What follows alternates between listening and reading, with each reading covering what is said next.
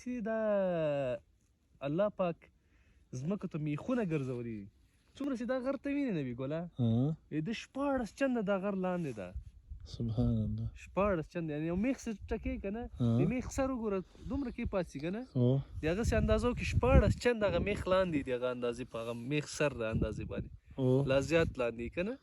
همداسې دا غرونه هم چې د ځمکې ښورېدو د وجې نه الله پاک چې دي دا والجبال اوتاد دی پرې میخونه ګرځولي دي او د ځمکې د ښورېدو او د هغه نه یې ساتلي سره.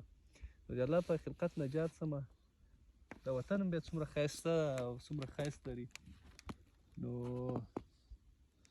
سړی حیرانه پاتې سي.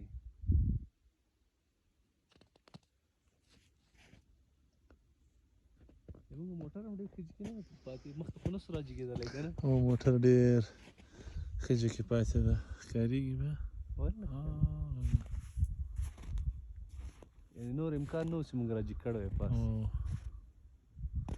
څنګه د ساعت دې تېر شو؟ لږ مې ماغزه فرش سو، ارامه سو. د ښار د غلغلې او شور نه ګرد نه دا ځای دومره ارامه ده چې بیخي بیا نظارې او دې باید راسي دا ځای کې د لږ تفریح وکړي سره کورنۍ سره دې راسي ټول ته یې تفریح ورکړي سره. ډېر ښایسته ځای